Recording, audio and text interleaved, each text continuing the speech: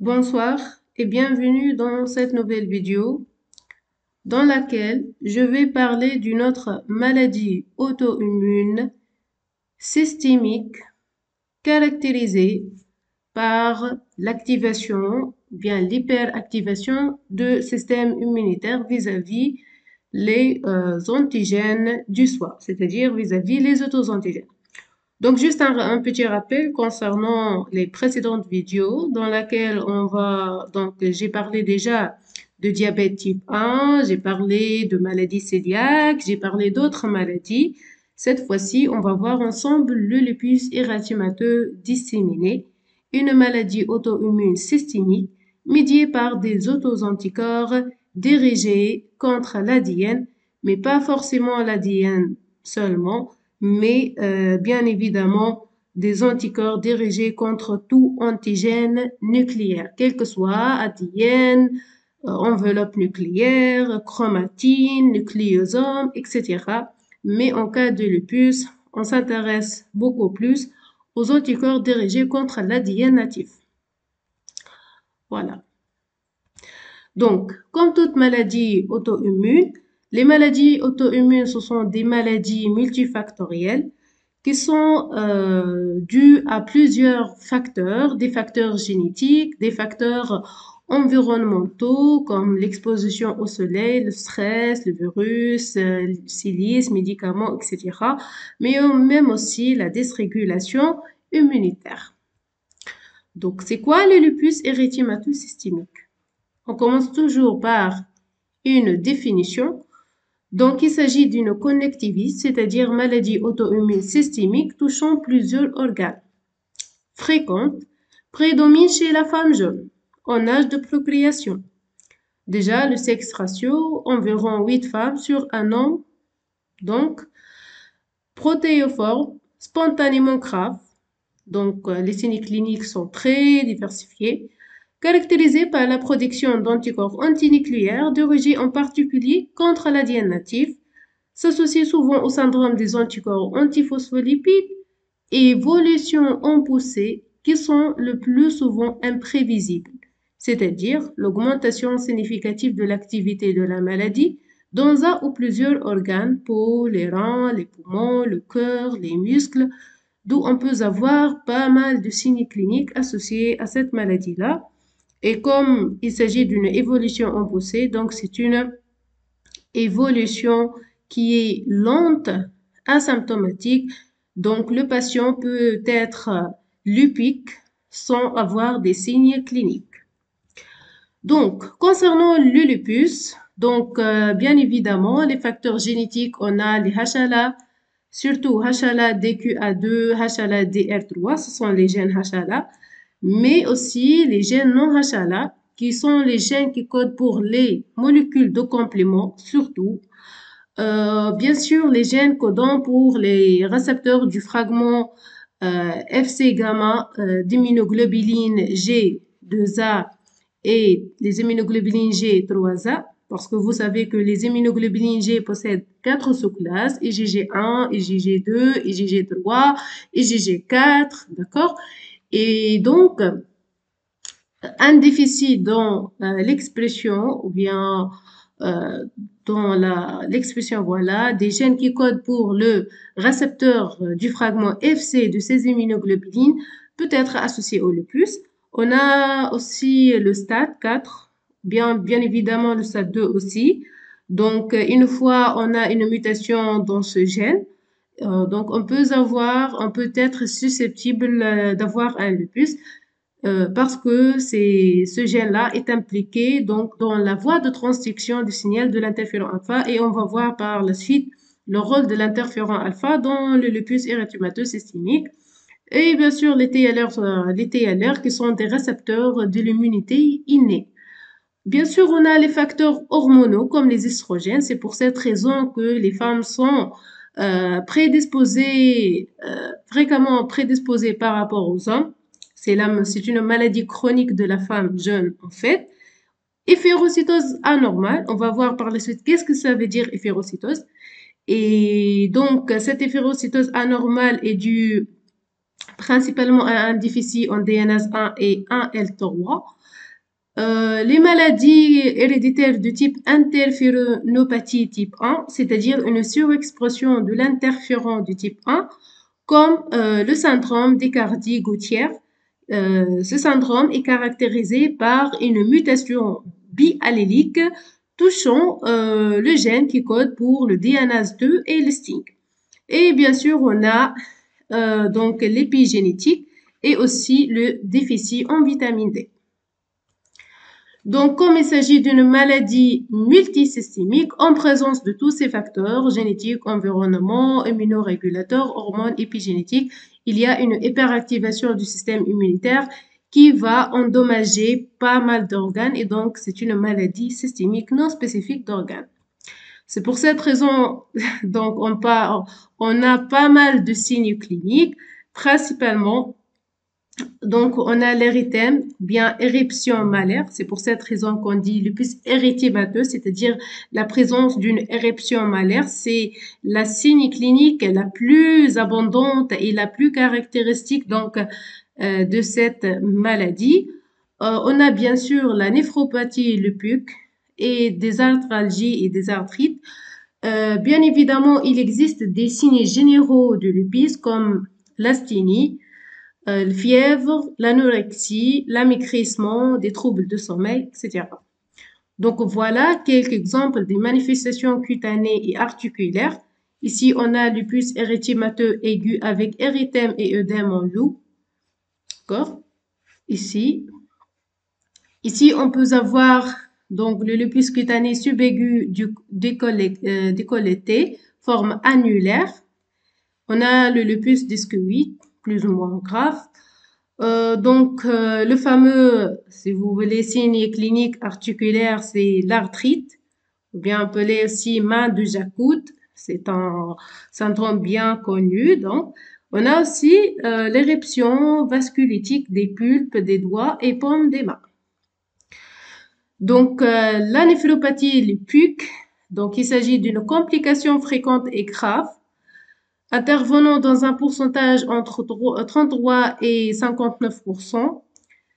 Donc, c'est une en fait atteinte rénale qui peut toucher les deux reins à la fois, précoce et s'installe rapidement quelques jours ou semaines, expression clinico-biologique variable et polymorphe, associe une protéinurie, c'est-à-dire augmentation de taux de protéines au niveau du sang, surtout l'albumine, ou une hématurie, accompagnée par une altération glomérulaire. Il est obligatoire de faire la biopsie rénale, qui est indispensable pour confirmer le diagnostic, classer l'atteinte rénale, établir un pronostic et guider le traitement. Donc, on va voir principalement dans cette vidéo la physiopathologie de lupus érythémateux systémique. Donc, tout d'abord, on a l'hyperactivité lymphocytaire TIB. Par conséquent, la production des autoanticorps dirigés contre les autoantigènes. Bien sûr, ces autoanticorps se lient sur les autoantigènes cibles que sont principalement l'ADN, mais tout autre antigène nucléaire, ce qui va activer, bien sûr, le complément par voie classique, puisqu'il s'agit d'un complexe humain formé par un antigène du soi avec un autoanticorps. Et donc, c'est un complexe humain qui peut activer la voie classique du complément. Bien évidemment, l'activation des cellules exprimant les FCR, par exemple les cellules qui expriment le FC gamma R, c'est-à-dire le récepteur de fragments FC d'immunoglobulines G, comme les cas des monocytes, les macrophages, les NK, donc, etc. Et bien sûr, avoir des dommages tissulaires graves et bien évidemment, tous les organes peuvent être touchés. Voilà donc, principalement, on a les anticorps antinucléaires, les cytokines, les lymphocytes T et LB autoréactifs, c'est-à-dire qui vont dégrader nos propres tissus, nos propres cellules, nos propres antigènes. C'est en fait la rupture de la tolérance immunitaire vis-à-vis les autoantigènes et c'est bien sûr la cause primordiale de toute maladie auto-immune et ce n'est pas donc spécifique pour le lupus érythémateux systémique. Donc, c'est quoi les antigènes nucléaires? On a les antigènes membranaires, ici, au niveau du noyau, au niveau de la membrane nucléaire. On a des antigènes nucléaires solubles, comme l'ADN. On a les antigènes chromatiniens, qui sont... Chromatine, c'est quoi? La chromatine, c'est l'association entre ADN et histone. Donc, vous savez déjà que l'ADN n'existe pas libre dans le noyau, mais il est associé à des protéines chargées positivement, puisque l'ADN est chargé négativement. Donc, il faut que ces protéines avaient plutôt une charge négative, une charge positive pour avoir une association avec l'ADN. D'accord? Et donc, bien sûr, on a 3 niveaux de complexion, donc de l'ADN. Bien sûr, on a le premier niveau qui est le nucléosome, on a par la suite solénoïde, on a par la suite, bien sûr, le chromosome. Ce n'est pas notre objectif, mais il faut juste avoir une idée générale, c'est que l'ADN est toujours associé avec des histones. Donc, c'est ça les antigènes chromatiniens, en fait. Voilà, les antigènes nucléolaires au niveau du nucléole. Et bien évidemment, il faut noter que ces antigènes peuvent être les cibles en fait des anticorps produits par le système immunitaire. Tous ces antigènes-là peuvent être la cible d'une réponse immunitaire exagérée en cas de lupus érythémateux systémique. Donc voilà les anticorps antinucléaires. On a pas mal d'exemples. Principalement en cas de lupus érythémateux disséminé, on a des anticorps anti-ADN natifs et anti-SM. D'accord? Et aussi bien, on a des autres anticorps, mais qui ne sont pas spécifiques au lupus érythémateux systémique. Par exemple, celui-ci donc, est présent aussi dans le syndrome de Sjögren. On a par exemple les anticorps dirigés contre la ribonucléoprotéine, toute connectivité mixte, quel que soit les lupus érythémateux disséminés ou autres maladies auto-immunes systémiques. Mais bien sûr, ce qui nous intéresse, c'est que les anticorps anti-ADN natifs, qui est très, très, très spécifique du lupus érythémateux disséminé. Voilà. Donc, vous savez qu'on a pas mal de modes d'action des autoanticorps. Ce qui nous intéresse, c'est que ces autoanticorps peuvent induire l'inflammation, comme j'ai mentionné tout à l'heure, soit via l'activation ou bien le recrutement d'autres cellules immunitaires qui expriment donc à leur surface les récepteurs pour les fragments FC des immunoglobulines, soit l'activation de compléments, ainsi de suite. Donc, est-ce que les complexes humains initient les lésions tissulaires? On va voir. Donc, suite à une apoptose anormale ou excessive. L'apoptose, c'est la mort cellulaire programmée. En cas, l'apoptose, elle est anormale ou bien accélérée, excessive, ou bien en cas de diminution de la clairance des corps apoptotiques, c'est-à-dire diminution de l'élimination des corps apoptotiques. Ici, un corps apoptotique. Qu'est-ce qu'on a? On a l'accumulation de ces corps apoptotiques constituent un auto-antigène. Et bien évidemment, ces corps apoptotiques vont être reconnus par les lymphocytes B tout d'abord par les lymphocytes B qui vont reconnaître donc les antigènes nucléaires par leur propre PCR. Ces lymphocytes B, bien sûr, vont produire les anticorps nucléaires. C'est la spécificité antigénique. Bien sûr, la formation des complexes humains.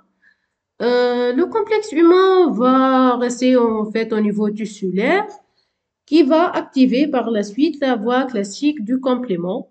Et vous savez que suite à l'activation de complément, on a l'expression de plusieurs anaphylatoxines qui vont amplifier l'inflammation. D'accord? Et pas mal, donc c'est la réponse immorale si vous voulez ici en fait.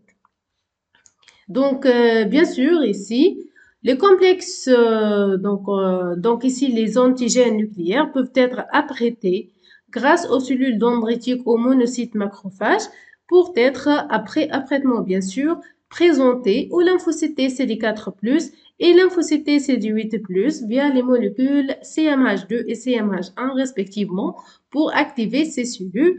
Et bien sûr, ces cellules vont produire ici les cytokines et pour celui-ci, elle est douée d'activité cytotoxique. Mais aussi, un autre voie, c'est que les complexes humains donc, peuvent être capturés par les monocytes, les macrophages et les cellules dendritiques puisque ces cellules expriment à la surface donc le récepteur pour le fragment FC d'immunoglobulines G surtout, parce que vous savez que les IgG sont les opsonines majeures, d'accord? D'où l'activation des macrophages et des cellules dendritiques. Et tout ça, qu'est-ce qu'il va faire? Tout ça, c'est pour produire de cytokines pro-inflammatoires, c'est pour activer le complément, c'est pour avoir une inflammation exagérée et par conséquent un dommage tissulaire. Une autre présentation pour savoir le rôle des cytokines donc au cours du lupus érythémateux systémique. Donc ici, généralement, les principales cytokines qui sont impliquées, on a l'interféron de type 1, de type 2, interleukine 10, 21, chymiokin CCL2. Bien évidemment, pour les interférons de type 1, on a les interférons alpha. Bon, vous savez déjà que les interférons de type 1 possèdent 5 types, d'accord? De alpha, alpha, bêta, gamma, oméga, etc. Mais principalement, on a l'interféron alpha qui est le chef d'orchestre de la réaction auto-immune. Et cette cytokine est produite principalement par les cellules dendritiques plasmocytoïdes, les polynucléaires neutrophiles, les lymphocytes B suite à des polymorphismes génétiques, à des infections virales, aux présences des complexes humains et des acides nucléiques. Tout ça va favoriser donc l'activation de ces cellules pour produire l'interféron alpha qui, à l'entour, il va donc agir sur les lymphocytes non conventionnels NK, les lymphocytes conventionnels CD4+, CD8+, et les lymphocytes B pour amplifier l'activité de ces cellules. Et donc, comme il s'agit d'une cytokine primordiale et très impliquée dans la pathologie du lupus, donc ça peut être un cible thérapeutique. Donc, on peut donc ici freiner l'activité donc de l'interféron alpha par ce traitement. Anifrolumab, c'est un anticorps, en fait, d'accord? Voilà, donc c'est quoi en fait? On a des voies de l'interféron de type 1. Ici, on a la voie de production des interférons du type 1, ici. Ici, en fait, vous savez déjà que les ARN virales, les ARN viraux ou bien les ADN viraux peuvent être détectés par les TLR, d'accord? Et comme il s'agit que les ADN viraux ou bien les ARN viraux sont présents au niveau intracellulaire, d'accord? Et donc, ils nécessitent la présence des TLR cytoplasmiques et non pas membranaires à l'extérieur qui sont ceux impliqués dans la reconnaissance, par exemple, d'autres pompes comme les lipopolysaccharides. Donc ici, on a principalement TLR 9 et 7 qui sont présents au niveau cytoplasmique qui vont reconnaître l'ADN viral, si vous voulez, ici. Donc, une fois reconnu l'ADN viral, il va activer le cGAS ici, qui va s'associer à une protéine appelée STING. Et suite à l'association de ces deux molécules, si vous voulez, on a l'activation de l'IRF3. C'est ça, en fait. Ce sont des molécules impliquées dans la voie de signalisation. D'accord? Ce n'est pas pour l'apprendre, mais juste pour mieux comprendre par la suite. Donc, ça va activer la machinerie cellulaire et la transcription et la traduction des gènes impliqués dans l'expression des interférons de type 1. Voilà, donc on a alpha, bêta, epsilon, kappa, oméga, principalement l'interféron de type alpha. D'accord? Donc, ici, si on a une mutation activatrice du STING, on a une augmentation de la liaison des acides nucléiques au cGAS ici. Et par conséquent, la voie de signalisation est hyperactif. Et d'où l'augmentation de l'expression des interférons de type 1, en particulier l'interféron alpha. Ici, on a la voie de transduction du signal des interférons. Interféron de type 1 qui fait intervenir la voie de signalisation JAK-STAT, c'est-à-dire qu'est-ce qui peut provoquer la fixation de notre interféron de type 1 sur son récepteur spécifique à la surface cellulaire, qu'est-ce qu'il peut provoquer? C'est ça en fait la différence. Ici, c'est la production de l'interféron. Ici, c'est le mode d'action de l'interféron de type 1, en particulier l'interféron alpha. Donc, en se fixant sur les récepteurs spécifiques, on a la phosphorylation de TIC2 et JAK1. Et JAK1 phosphorylé va donc phosphoryle STAT1 et STAT2, ces deux molécules-là, qui vont s'associer, qui vont activer l'IRF9, qui vont former un complexe pour migrer vers le noyau. Ici, c'est la membrane nucléaire. Tout ce complexe va pénétrer au niveau nucléaire pour activer activer l'interference stimulator gene, ISG, pour amplifier de plus la production de l'interféron alpha. D'accord? D'où l'intérêt de ces molécules. Et par conséquent, en cas de mutation activatrice de STAT 1, 2, 4, principalement STAT 4, d'accord?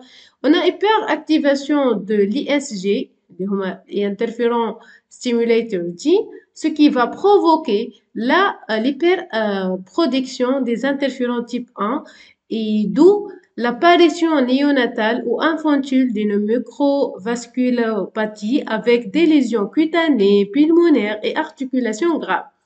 Mais la question qui se repose ici, pourquoi on a on a les mutations activatrices? D'où proviennent ces mutations? Tout simplement, ça peut être lié à des maladies héréditaires comme les interféronopathies de type 1, qui sont des maladies héréditaires, donc caractérisées par une surexpression génétique, donc des interférons type 1, en particulier interféron alpha. Mais bien évidemment, les infections virales, parce que vous savez déjà que les interférons de type 1 sont doués de forte activité antivirale. Et par conséquent, si on a une forte expression des ADN viraux par les virus ou bien des ARN viraux, donc on a automatiquement l'hyperactivation de ces gaz. On a bien évidemment une mutation activatrice du STING et bien évidemment la forte production des interférons de type 1. Voilà. Ici, après avoir le rôle des cytokines, en particulier l'interféron alpha, on va voir les cellules dendritiques. Donc, rôle des cellules dendritiques en général, en physiologie générale. Donc, vous savez déjà qu'on a deux états de cellules dendritiques dans l'organisme. On a les cellules dendritiques immatures. Des cellules dendritiques immatures là sont présentes au niveau de l'épiderme, jouant un rôle de surveillance, d'accord, qui vont favoriser la capture et l'apprêtement de l'antigène et par la suite qui vont migrer par les voies lymphatiques ou sanguines vers les organes lymphoïdes périphériques. Et au cours de cette migration, il y aura des modifications phénotypiques nécessaires en fait pour la maturation de notre cellule dendritique. Et bien sûr, au niveau des organes lymphoïdes périphériques, en particulier le ganglion lymphatique, donc les cellules dendritiques deviennent matures et vont apprêter l'antigène, après apprêtement déjà l'antigène, vont présenter l'antigène aux lymphocytes CD4+, mais aussi aux lymphocytes CD8+. Et vous savez déjà que la coopération, en fait, c'est la coopération cellulaire qui nécessite la présence de 3 signaux. Un signal provenant de la reconnaissance entre le complexe CMH peptide avec le TCR de notre lymphocyte. Si on a un lymphocyte CD4+, donc le CMH ici c'est le CMH2, Si c'était les lymphocytes CD8+, le CMH, c'est CMH1. D'accord? Et le deuxième signal, c'est le signal provenant des molécules de costimulation, comme le CD40, CD40 ligand, et on a d'autres. Troisième signal, ce sont les cytokines qui sont produites par soit la cellule dendritique, soit par les lymphocytes CD4+, qui sont vraiment les principales cellules productrices des cytokines, surtout au cours de l'immunité adaptative. Et on va voir par la suite les différentes cytokines produites par ces cellules-là. Donc, juste ici, une différence entre les cellules dendritiques immatures et les cellules dendritiques matures. Les cellules dendritiques immatures ont une forte capacité d'endocytose ou bien phagocytose, expriment plusieurs récepteurs pour les chimiokines. Par contre, on a une faible expression des molécules de costimulation comme les molécules de la famille B7, CD80, CD86. Et bien sûr, on a aussi faible expression de CD40, d'accord? Au contraire, la cellule dendritique mature qui est trouvée au niveau donc des organes lymphoïdes périphériques, ganglions lymphatiques, la rate, les maltes, d'accord? N'importe quel organe lymphoïde périphérique. Bien sûr, on a forte expression ici normalement des CMH de classe 2, mais aussi des CMH classe 1. Pas d'expression des récepteurs pour les chimiokines. Par contre, on a le CCR7, d'accord, il est présent ce récepteur-là, une forte expression des molécules de costimulation, etc. Donc, ce sont des marqueurs membranaires qui vont différencier et distinguer entre les cellules dendritiques immatures et les cellules dendritiques matures. Et il est très clair ici, selon le schéma déjà, que les cellules dendritiques matures expriment plus de dendrites ici par rapport aux cellules dendritiques immatures.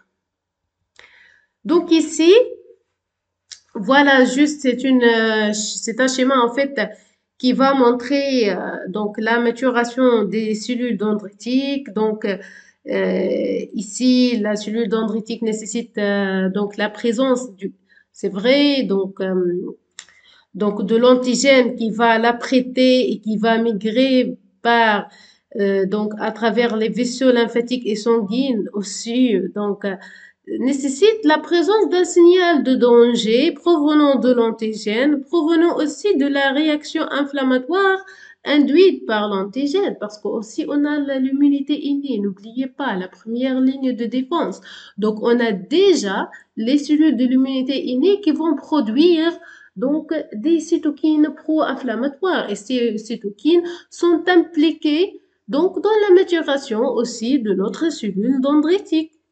Et bien évidemment, les cellules apoptotiques aussi que sont considérées comme des antigènes pour les cellules dendritiques. Et voilà la cellule dendritique mature qui se trouve au niveau des organes lymphoïdes périphériques, en particulier les ganglions. Juste une remarque ici, c'est qu'on prend toujours les ganglions parce que ce sont les plus dispersés dans l'organisme. Donc les ganglions sont partout. Et Dieu merci pour ça, vraiment. Subhanallah, wallah. Donc, ici, les cellules dendritiques matures au niveau des organes lymphoïdes périphériques, en particulier les ganglions, qui vont exprimer CMH1, CMH2, forte expression des molécules de costimulation, etc., pour présenter les antigènes aux lymphocytes, l'activation, en fait, des lymphocytes T. Voilà une particularité des cellules dendritiques. Donc, ici, c'est la cross-présentation qui est absente aux autres cellules présentatrices d'antigènes, comme les macrophages et les LB. Parce que vous savez déjà que les CPA professionnels sont trois. On a les cellules dendritiques, les macrophages et les lymphocytes B. Toutes ces cellules peuvent présenter les antigènes aux lymphocytes T. Mais la particularité des cellules dendritiques, c'est la cross-présentation. C'est-à-dire la capacité de la cellule dendritique à présenter l'antigène ou bien les peptides antigéniques à la fois au lymphocyte T CD4+, et à la fois au lymphocyte T CD8+, puisque normalement les cellules dendritiques, comme toutes cellules nucléées, expriment les CMH de classe 1. Mais bien évidemment, on a forte expression des CMH de classe 2. Les CMH de classe 1, c'est la voie ontogène de présentation antigénique impliquée dans la présentation de l'antigène au lymphocyte CD8+, en cas des antigènes solubles, d'accord? Et les CMH de classe 2 sont impliqués dans la voie exogène de présentation antigénique de toute de tout antigène particulier ou bien d'un antigène exogène, en particulier les corps apoptotiques. Et voilà, donc on a double activation en même temps des lymphocytes CD4+ et des lymphocytes CD8+, qui vont bien sûr se proliférer en première étape. Donc déjà, vous savez la présence de 3 signaux d'activation. Une fois la cellule s'active, elle va se proliférer pour donner des clones spécifiques. Les clones vont se différencier à la fois en cellules effectrices et en cellules mémoire. C'est pour la réponse secondaire suite au contact contre le même agent pathogène. C'est la mémoire immunitaire qui est la caractéristique de l'immunité adaptative absente dans l'immunité innée. C'est la mémoire immunologique. Bien sûr, ces cellules, après la différenciation, donc en cellules effectrices, soit les lymphocytes T helper, soit aux lymphocytes cytotoxiques. Juste ici une comparaison, bien si vous voulez. Donc, vous savez que les cellules dendritiques sont très répandues, ne possèdent pas des marqueurs purement spécifiques à leur catégorie, mais ici, en fonction de leur localisation anatomique, donc on peut trouver plusieurs types de cellules dendritiques. Chaque sous-type a des rôles distincts dans le contrôle du type de réponse immunitaire et exprime des récepteurs différents pour la reconnaissance des micro-organismes et des antigènes. Et bien évidemment, on a, selon le phénotype de notre cellule dendritique, on a par exemple les cellules dendritiques donc, qui résident au niveau de la peau, d'accord, qui sont les cellules dendritiques de Langerhans au niveau de l'épiderme et les cellules dendritiques interstitielles dans le derme, jouant un rôle de cellules dendritiques donc sentinelles pour la surveillance immunologique. Et aussi, ce sont des cellules dendritiques qu'on appelle ici les cellules dendritiques myéloïdes. Donc, ce sont les cellules dendritiques de Langerhans et les cellules dendritiques interstitielles. On a aussi les cellules dendritiques lymphoïdes ou bien plasmocytoïdes parce que ont la morphologie d'un plasmocyte. D'accord? C'est ça, en fait, pourquoi ils sont nommés plasmocytoïdes, qui sont présentes dans les ganglions, la rate, la moelle osseuse, le thymus. Donc, ces cellules sont bien répandues au niveau des ganglions lymphétiques et leur propriété, c'est la forte expression de l'interféron du type alpha. Donc, on va voir le rôle et l'implication des cellules dendritiques dans le lupus érythémateux, donc systémique ici. Donc voilà, on a tout d'abord donc un corps apoptotique qui est opsonisé par donc l'immunoglobuline G, un complexe humain qui va se fixer sur le récepteur spécifique et le CD32 ou bien appelé aussi le FC gamma R2. D'accord? C'est donc il possède deux noms en fait. Soit par cette voie ou bien l'ADN qui va être reconnu par le TLR9 qui est exprimé ici au niveau cytoplasmique. D'accord? On a donc double possibilité ici. En fait, c'est pourquoi? C'est pour amplifier la sécrétion de l'interféron de type 1. D'accord? Cet interféron de type 1 produit par les cellules dendritiques plasmacytoïdes, il va permettre la différenciation des monocytes en cellules dendritiques. En cas normal, on sait que les monocytes sont les cellules précurseurs des macrophages. Mais ce n'est pas le cas parce que selon le micro-environnement cytoclinique, on a la différenciation soit en macrophage, soit en cellules dendritiques. en particulier en présence de l'interféron du type 1 et le GM-CSF, la différenciation de notre monocyte se fait vers le cellule dendritique. Et bien évidemment, cette cellule dendritique, la fameuse cellule présentatrice d'antigènes, elle va d'une partie va apprêter donc le corps apoptotique en question ou bien l'ADN et elle va donc en fait elle va le présenter au lymphocytes T, d'accord? Lymphocytes T, CD4+, mais aussi des lymphocytes T ici CD8+. Les lymphocytes T CD4+, qui vont se différencier en plusieurs états, on va voir par la suite, principalement en TH2, qui vont se coopérer avec les lymphocytes B. C'est pas pour l'activation des LB, parce que les LB reconnaissent les antigènes indépendamment des molécules CMH, mais c'est pour amplifier l'activité des LB à proliférer, à se différencier en plasmocytes, à produire les anticorps, mais aussi dans la commutation de classes d'immunoglobulines.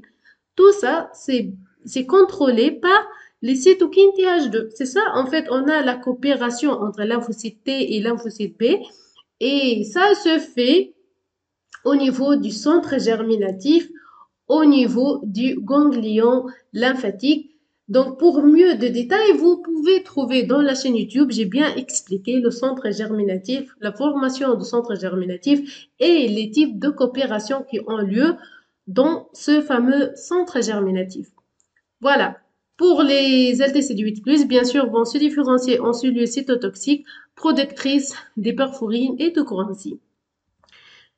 Donc, ici, on passe à l'éphérocytose. C'est quoi en fait l'éphérocytose anormale qui est impliquée dans la physiopathologie du lupus? Avant de passer vers l'éphérocytose anormale, il faut savoir qu'est-ce que l'éphérocytose normale et c'est quoi son intérêt en fait dans l'immunité. Donc, éphérocytose normale, clairance des corps apoptotiques. Comme définition, l'éphérocytose, c'est l'élimination des corps apoptotiques par phagocytose. Donc, par phagocytose via les macrophages. D'accord? Le mécanisme. Les cellules mortes sont éliminées avant que l'intégrité de leur membrane ne soit rompue et que leur contenu ne se répandu dans les tissus. Parce que parfois, on pose la question, pourquoi le corps apoptotique n'est pas reconnu comme étranger par le système immunitaire? Pourquoi donc le corps apoptotique s'est toléré par le système immunitaire en cas normal, je dis? Parce que tout simplement, le corps apoptotique est entouré par une membrane qui va le protéger du système immunitaire. Et il faut alors que l'élimination par phagocytose, ce qu'on appelle l'éphérocytose, qui se fait par les macrophages, se fait avant la rupture de cette membrane. Sinon, le contenu donc du corps apoptotique peut être ADN, peut être d'accord. Sinon, donc en cas de rupture, tout le contenu va être libéré et bien sûr, ça va être exposé aux cellules de l'immunité. Ça va provoquer la réponse immunitaire. Parfois, les antigènes nucléaires sont catabolisés sans induire de réponse immunologique ou en induisant une réponse tolérogène. Mais parfois, malgré que les antigènes nucléaires qui sont présents, c'est le contenu en fait de corps apoptotique, peuvent être catabolisés et peuvent donc induire une réponse tolérogène, c'est-à-dire reconnue par le système immunitaire, mais le système immunitaire le tolère, c'est-à-dire ne développe pas d'une réponse immune. Il connaît qu'il s'agit d'un ADN ou bien un corps apoptotique, mais ne déclenche pas une réponse immunitaire, d'où l'intérêt de la tolérance immunologique.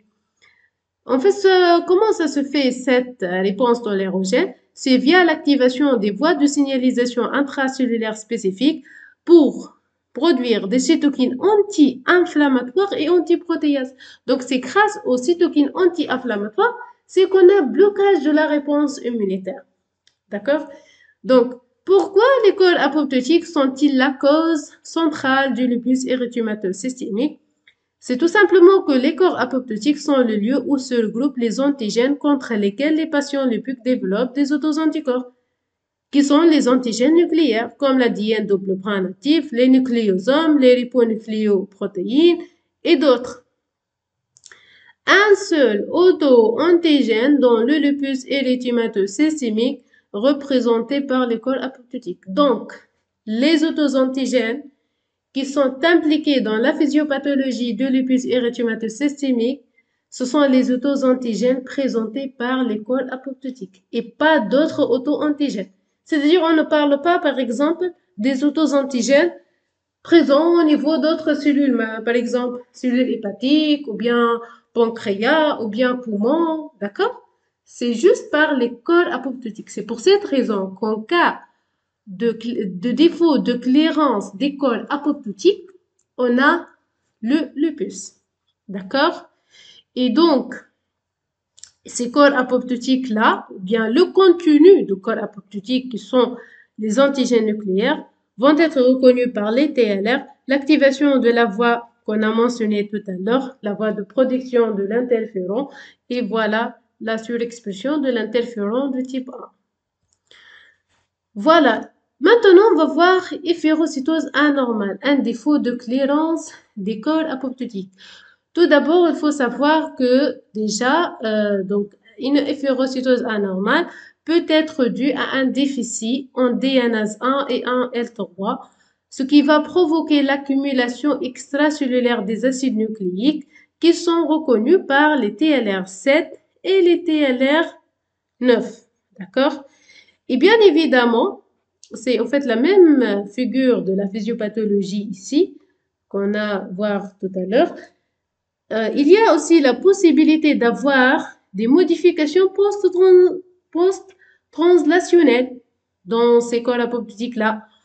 Par exemple, la création de néo-épitopes ou bien l'exposition d'épitopes cryptiques immunogéniques qui sont des épitopes cachés, mais suite à des modifications, ces épitopes vont être réexposés, d'accord? Et donc vont être reconnus par le système immunitaire. Une autre manière ici, c'est on a d'autres cytokines à part l'interféron alpha. On a le B lymphocyte stimulator, qui est donc type de protéine capable d'activer les LB. En fait, elles permettent l'activation excessive et polyclonale des LB naïfs, activés, mémoire, quel que soit en fait l'état fonctionnel des LB. Et bien sûr, les LB naïfs, lorsqu'ils s'activent, vont se différencier en plasmocytes. Donc, on va voir une différenciation excessive des plasmocytes productrices d'immunoglobulines, principalement d'isotypes IgG et IgA. On a aussi les excès des hypermutations somatiques, qui sont les imitations au hasard touchant les gènes qui codent pour les chaînes variables du BCR des lymphocytes B. Bien évidemment, l'excès des commutations isotypiques, la commutation de classe, tous ces deux phénomènes ont lieu dans le centre germinatif. Le centre germinatif forme avec un follicule lymphoïde primaire qui contient les cellules dendritiques folliculaires, forme un follicule lymphoïde secondaire. Et donc, les follicules lymphoïdes secondaires vont être hyperaplasiques au cours des lupus érythémateux systémiques. Et ça va provoquer, en fait, donc ceci peut être dû aussi bien du côté à part donc le B lymphocyte stimulator, mais qui peut être dû à la prolifération intrafolliculaire importante dépendante des LT, surtout les lymphocytes T folliculaires HELPR, d'accord, qui sont les cellules T HELPR impliquées dans l'entrée de lymphocyte B dans le follicule lymphoïde primaire.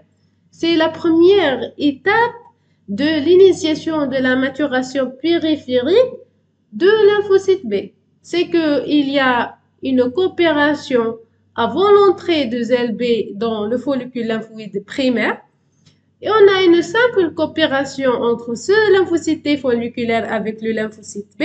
Elle va tester l'affinité du BCR de lymphocyte B.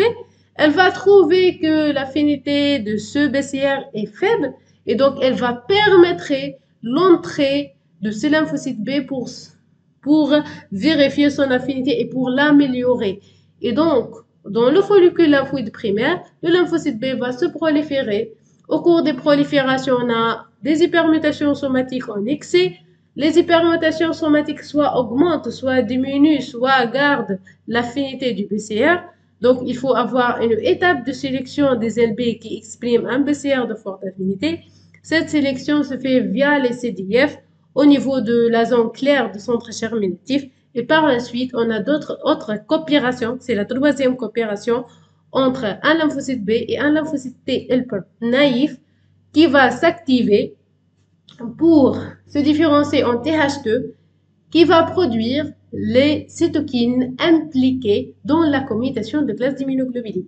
Si vous êtes intéressé par ce cycle-là, vous pouvez consulter donc la chaîne. Vous allez trouver tout ça en détail.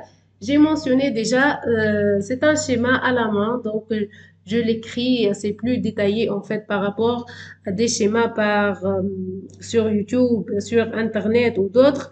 Donc vous pouvez donc le voir dans la chaîne en fait, dans un vidéo que j'ai mis, ça fait longtemps maintenant. Donc voilà. Ce qui nous intéresse ici, c'est que la physiopathologie du lupus, mais juste c'est pour avoir donc une idée générale et juste un rappel, parce que on risque toujours d'oublier les choses, d'accord? Donc, comme il s'agit ici B lymphocyte stimulator, je reviens à ce fameux cytokine, ou bien ce fameux protéine. Donc, comme il est très impliqué dans la physiopathologie du lupus, donc il peut être un cible thérapeutique aussi. Alors, donc, ici, on va voir donc l'implication des LB dans le lupus érythémateux systémique. On a mentionné tout à l'heure ici. Donc, c'est quoi en fait l'implication? Donc, pourquoi en fait on a des LB autoréactifs? Tout d'abord, la présence excessive des antigènes nucléaires, d'accord? Donc, suite à une apoptose excessive ou bien un défaut de clairance du corps apoptotique qui renferme les antigènes nucléaires, en particulier l'ADN natif, des facteurs génétiques, activité accrue des molécules de signalisation du BCR, baisse expression des récepteurs inhibiteurs, c'est-à-dire le lymphocyte B est toujours hyperactif. Rupture de la tolérance centrale des LB ou bien échappement à la tolérance centrale des lymphocytes B, ce qui peut avoir un nombre élevé des lymphocytes B naïfs autoréactifs. Parce que vous savez que la tolérance centrale permet l'élimination des LB autoréactifs ou bien la correction du récepteur du BCR. Mais si on a une rupture ou bien échappement à cette tolérance centrale, tout simplement, on a l'excès de LB naïfs autoréactifs qui vont par la suite, bien sûr, s'activent et se différencient pour avoir des lymphocytes autoréactifs qui vont produire des anticorps auto-immuns. D'accord? Auto-humains. Anticorps auto-humains. Voilà. On a aussi une hyperactivation des LB via les TLR, en particulier 7 et 9, le BCR, les cellules dendritiques, les LT, LTH2 surtout, les molécules de co-stimulation, les cytokines, surtout le BL, lymphocyte stimulator. Donc ici, on peut comme cible thérapeutique les LB. Donc voilà, avant les cibles thérapeutiques, tous ces facteurs peuvent être impliqués dans la production des anticorps antinucléaires qui vont former des complexes humains avec les antigènes nucléaires, en particulier l'ADN natif et le SM. Ici, c'est pas très important d'avoir c'est quoi en fait, mais juste ce qui nous intéresse, c'est l'ADN natif. Pour la thérapie, on a l'hydroxychloroquine ici. C'est pour bloquer en fait l'accès au TLR. D'accord? Ils vont en fait bloquer les récepteurs, les TLR, empêcher donc la fixation de n'importe quelle molécule sur les TLR. On a bien évidemment la déplétion complète des LB. Alors, on va voir ici le rôle des LT dans le lupus érythémateux systémique. les LTCD4+ et CD8+, d'accord, qui vont migrer vers les organes ici. Bien évidemment, donc, ces cellules, normalement, vous savez déjà que les lymphocytes T autoréactifs, au cours de la tolérance centrale, donc il faut éliminer ces cellules-là, ces cellules autoréactives. Mais parfois, donc, et l'élimination, ça se fait par plusieurs mécanismes. C'est pas seulement l'apoptose, mais bien évidemment, on a l'apoptose et l'énergie, surtout l'énergie au cours de la tolérance périphérique. Parfois, on a une surexpression de la cyclooxygénase 2, ce qui acquiert à ces cellules autoréactives la capacité de résistance à l'énergie et à l'apoptose. L'énergie, c'est-à-dire la cellule est inactive. Elle reçoit un seul signal activateur alors qu'elle nécessite les 3 signaux. D'accord? Ici, c'est un défaut des molécules de costimulation activatrices parce qu'on a des molécules de costimulation inhibitrices. D'accord? Il faut faire attention à ça. Donc, ou bien parfois on a une mutation d'un gène codant pour la protéine kinase C-delta. La résistance à l'apoptose, donc les cellules ne peuvent pas être éliminées. Par conséquent, on a l'accumulation des LT et des LB autoréactifs. Donc, si la protéine kinase C-delta, c'est une protéine anti-apoptotique, pardon. C'est une protéine apoptotique, d'accord? Normalement, en présence normale de cette protéine kinase C-delta, on a l'apoptose des cellules T et B une fois que ces cellules complètent leur fonction. D'accord? Vous savez que c'est l'étape en fait de la clairance. Donc après que le lymphocyte B ou le lymphocyte T assure son fonction, il ne doit pas rester ici. Il doit être éliminé par apoptose. C'est un processus normal et physiologique déjà. D'accord? Il faut que la cellule, après exercer sa fonction, il faut que cette cellule entre en apoptose. C'est ce qu'on appelle la clairance immunitaire. En cas de mutation qui touchant cette protéine-là, donc la protéine ne peut pas exercer son effet apoptotique. Donc on a la résistance à l'apoptose, par conséquent l'accumulation des LT et des LB autoréactifs.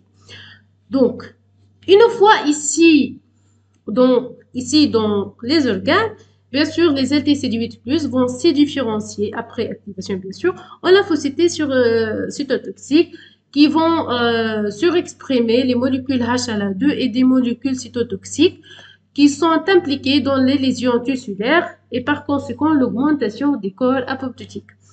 Pour les lymphocytes CD4+, c'est la même chose au niveau des organes, mais une particularité ici des LTCD4+, c'est que ces cellules peuvent se différencier en plusieurs états fonctionnels. Et on a TH1, on a TH2, on a aussi TH3, on a TH9, mais ici ce sont les plus importants, d'accord? On a TH1 qui vont produire l'interleukine 2 et l'interféron gamma. L'interleukine 2 est indispensable pour la prolifération de lymphocytes T elle-même, c'est l'action autocrine des cytokines, sur aussi la prolifération des LTCD8+, et sur aussi la prolifération des LTCD8+. Et bien évidemment, on a l'interféron gamma qui permet l'activation d'autres cellules immunitaires de l'immunité innée, comme les NK, les macrophages. D'accord? C'est pour amplifier la réponse immunitaire à médiation cellulaire. Donc toujours, en cas de la présence de la voie TH1, c'est-à-dire on a la réponse immunitaire à médiation cellulaire, avec bien sûr la présence des LTCD8+.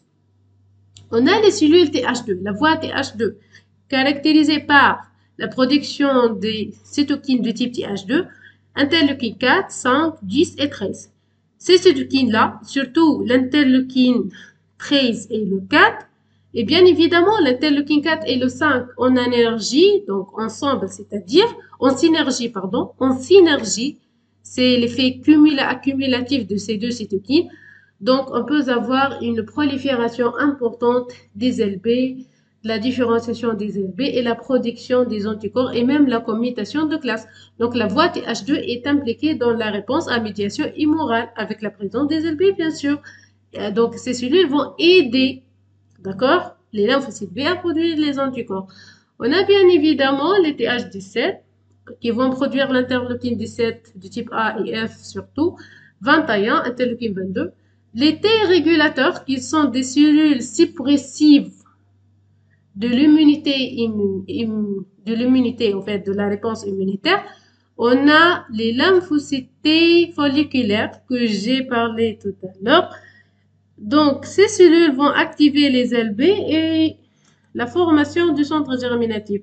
Ces cellules produisent aussi l'interleukine 21. C'est la cytokine primordiale produite par cette sous-population. L'interleukine 21 permet la différenciation des LB en plasmocytes, la régulation de la protection des immunoglobulines et la commutation isotypique des immunoglobulines, d'où, donc, logiquement, en cas d'une augmentation donc, des lymphocytes folliculaires, on a une augmentation de l'interleukine 21. L'interleukine 21 va exercer ses fonctions onyxées, donc on a une hyperactivation des lymphocytes B. Et bien évidemment, au cours de l'épuisement uratimateux systémique, sous l'effet de l'interféron alpha, on a la diminution des LT régulateurs. Donc, on n'a pas, en fait, malheureusement, le contrôle de notre réponse immunitaire vu la déplétion ou bien la diminution du nombre, en fait, des cellules régulateurs. Cellules régulatrices, pardon. J'ai toujours un problème avec féminin et masculin, d'accord? Voilà. Une autre cause, l'épigénétique. Comme toujours, un excès de production, un défaut de clairance des cellules apoptoses, l'accumulation des péricellulaires. Et bien évidemment, on a donc ici, vu que les autoantigènes qui sont impliqués dans le lupus ce sont des acides nucléiques, ADN, ARN, principalement l'ADN, donc il est cible hein, d'avoir des modifications, en particulier les modifications épigénétiques. L'épigénétique, en fait, les modifications épigénétiques, c'est-à-dire des modifications qui agissent sur l'expression du gène sans altérer sa séquence, sans modifier la séquence. C'est-à-dire ce n'est pas le cas de mutation, par exemple, insertion, délétion, non, ce sont des modifications géniques.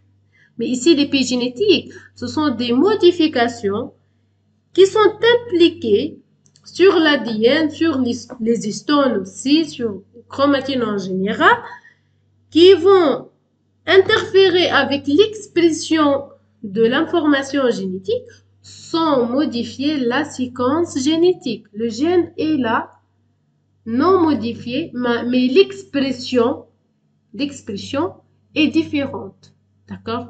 Parmi les modifications épigénétiques, on a les modifications post-traductionnelles comme la méthylation de l'ADN, l'acétylation des histones,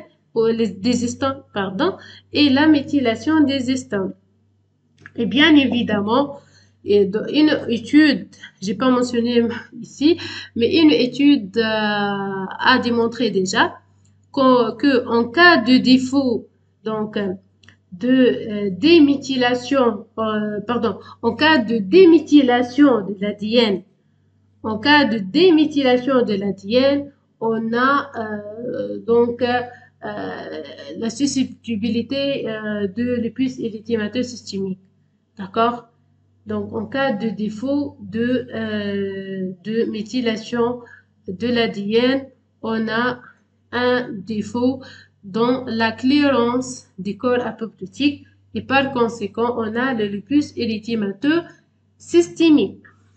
Et bien sûr, le défaut de méthylation en fait de l'ADN, ça peut être lié à un défaut dans les enzymes qui sont impliquées dans la méthylation de l'ADN ou un autre mécanisme. Mais pour nous, les immunologistes, ce qui nous intéresse, c'est que les cytokines et lymphocytes, les autres, les cytokines impliquées. Donc, en général, pour se résumer, donc, avant de, donc, d'entamer le diagnostic, mais je pense à faire cette partie dans une autre vidéo, Inch'Allah. Donc, pour résumer, le lupus érythémateux systémique, une maladie chronique des femmes jeunes, évolution en poussée. On peut détecter ici les anticorps antinucléaires, même en absence de signes cliniques. Donc, elle est une maladie primordiale asymptomatique, mais si on a des symptômes, l'évolution en fait des symptômes vont être graves et ça dépend de la physiopathologie de la maladie. Plusieurs facteurs sont impliqués, des facteurs génétiques, des gènes HLA, les gènes non HLA, des facteurs environnementaux, des facteurs l'hypovitaminose D par exemple, un déficit en vitamine D. On a bien évidemment l'épigénétique. On a mentionné tout à l'heure donc les maladies héréditaires comme les interféronopathies du type 1 qui vont produire l'interféron du type alpha, et d'autres. Et pour la physiopathologie, ce qui nous intéresse, c'est que on a une forte expression de l'interféron alpha, une forte expression de B lymphocyte stimulator. On a bien évidemment l'hyperactivation des lymphocytes T et des lymphocytes B autoréactifs. On a la production des anticorps antinucléaires. On a bien évidemment l'effurocytose anormale, un défaut de clairance, un défaut d'élimination des corps apoptotiques. Et bien évidemment, ça peut être une cosgénésie comme on a mentionné tout à l'heure ici, donc déficit en DNase 1 ou bien 1L3, mais aussi à un défaut, peut-être un défaut dans le complément, parce que le complément est impliqué donc dans l'élimination des corps apoptotiques. Ça peut être aussi un déficit dans les protéines de complément. Et voilà, en fait, on a vu ensemble les différents donc états fonctionnels impliqués dans le lupus érythémateux systémique. Toute cellule peut être impliquée et tout facteur nécessaire dans la physiopathologie de la maladie peut être une cible thérapeutique. J'espère que c'était clair pour tout le monde. N'hésitez pas à écrire vos commentaires dans les commentaires et merci pour votre attention.